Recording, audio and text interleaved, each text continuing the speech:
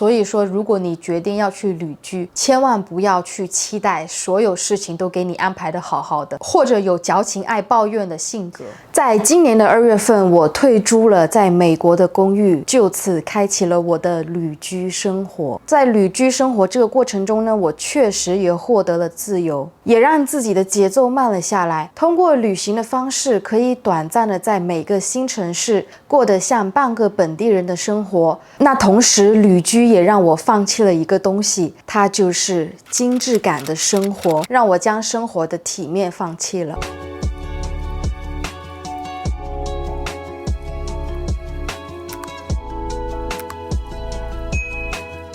今天的视频呢，我想来分享真实的旅居生活到底是什么样的，来说一下我的心路历程。那旅居整体来说还是利大于弊，只是生活上的一些小事情多了些许的不便性。首先，大家对于旅居这2个字的概念是什么呢？当你去到一个地方旅游过后，你爱上了那里，决定给自己一个假期去短暂在那边生活，因此旅居也是你向往自由生活的基地。那第一点呢，当然就是旅居能让你通过不同的方式去看这个城市，让你彻底慢下来去体验当地人的生活。当你作为一名游客的时候呢，你也只能走马观花的体验当地必打卡的一些景点，主打呢就是充当一名妥妥的特种兵啊，因此没办法让你对这个城市有更深的了解。你体验过的，你所见到过的东西都只是片面上。旅居生活就是让你在那边短暂的居住一阵子过后，你才能真实的体会到这个城市它的真实样子。旅居呢，也让你彻底的慢下来，彻底的放松心情，你也无需跟游客人挤人的就为了看那一个景点。相信在这一点上，你们都跟我深有同感。当你去一个旅游的城市，你为了去打卡某一家网红餐厅，你需要排队1个小时以上，甚至是你根本就预约不上，根本就吃不上的餐厅。而且你来这边旅游时间有限，那这个时候是不是更加的恼火呢？我可以说一些网红餐厅真的就完全是一个坑，你要是愿意跳进去呢，也没人拦着。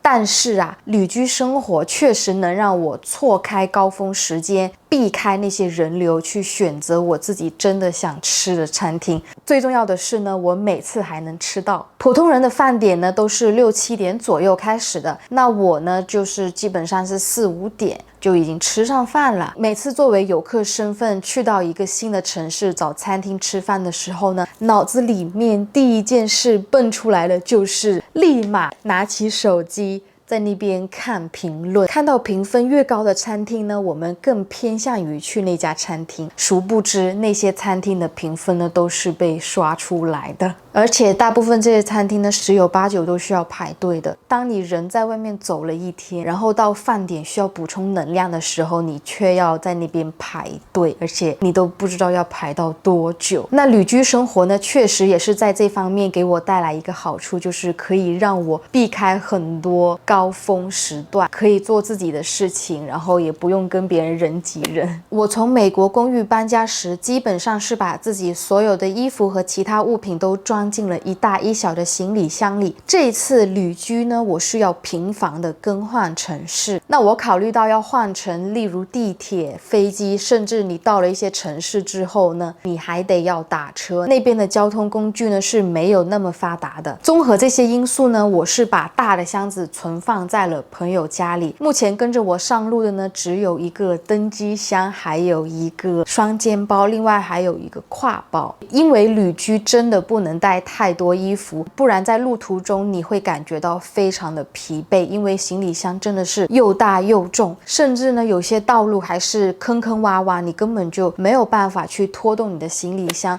不知道你们好不好奇，像我这样在旅居的过程中呢，需要频繁更换城市，我是如何去补办我的日常所需品呢？在化妆方面呢，我也不太化妆，目前仅有的旅行妆、眼影盘和2支口红也足够我用好好几年的了。其次呢，就是洗漱用品我也不会买，只会去用酒店搭配或者是民宿给我必备到的一些旅行装。如果在看我视频的人，你们想开启旅居生活的话，这里呢我必须要讲一句真心话，就是你出来旅居，你真的不要太过于挑剔。当你在外面出行，不管是旅居生活也好，还是旅游也好，生活品质肯定是不如你在家里那时候好。当你开始旅居生活之后呢，你生活的便利性其实是有一点点的降低。当你在家里，你遇到不够的物品，你随时都可以囤货，手机下单或者下楼到一个超市买到就行了。在旅居生活这个条件下呢，是不允许你带那么多的囤货上路的。所以呢，我现在的眼霜和面霜也是像以往一样，保持一进一出的原则。在这几个月的旅居生活来呢，我只带一个小的登机箱和双肩包。正因为行李空间有限，我会反复的在那几套衣服里面来回的穿，我也不会去在乎这些衣服有没有达到当下的流行审美。最重要的还是只要我觉得舒服就好了。每天出门呢，就是洗个脸涂个防晒就可以走了。我放弃了精致打扮的过日子，我更喜欢自己朴素，接受得了自己淋着雨双脚都进了水也要走路找到能吃饭的餐厅，接受自己在路途中不堪的样子，花最少的钱得到最真实也是最快乐的时间。最后来讲一讲我对旅居生活的真实感受吧。首先呢，旅居一定是可以每天给你带来新鲜感的。这个城市住腻了，你就随时可以拎包走人，换到下一个城市。旅居没有一个固定的生活模式，更需要你有个开放的心态去面对生活的多样性。对于我自己来说呢，放弃的最大一点呢，就是稳定性。这里的稳定性呢，不是说我是一个特别念家的人，完全不是。因为我从高中到大学毕业工作出来之后呢，其实一直都是在外面居住，几个月才回家一次。那一年下来呢，我回家的次数一个手掌都能数得清。这里更多指的是我怀念我的物品有他们的归属之地。现在我所有的个人物品呢，只能躲在行李箱里，每换到一个新地方呢，我要重新收拾，还有急匆匆的打包行李。其实我对每次新的目的地还是蛮期待的，因为有很多地方，这个世界那么大，我还没有看完，我很想在有限的时间去多看一点。可是一想着每次都要重新叠放衣服，洗的衣服呢又要确保第二天能干可以打包，每次整理收拾的过程很慌乱，让我有点心累。而且当我在路上的时候呢，其实我很少有时间静下来去给你们录视频，所以在以往一些视频你们看到的应该是在美国的时候就录了非常多，然后都在陆陆续续的发。那现在你看到这个视频呢，是我在朋友家，每次去换一个新的地方居住呢，就跟开盲盒似的。而且呢，每次去订一些酒店啊，或者是民宿，我们不是说一下子订很长，我们都是一个星期一个星期的订，然后觉得在这个城市待的差不多，或者是觉得想要去新的城市的时候呢，这样子就没有太多的束缚，就不会是说由于你订的房子日期太长了，你也退不了，然后你又只能干住。我们是那种就是频繁的走，然后频繁的出行。所以说，如果你决定要去旅居，千万不要去期待所有事情都给你安排的好好的，或者有矫情爱抱怨的性格，不然的话呢，你还是老老实实待在家里吧。这个呢就是以上今天视频的内容，希望你们喜欢。如果喜欢的话，不要忘记一键3连。那我们下周再见，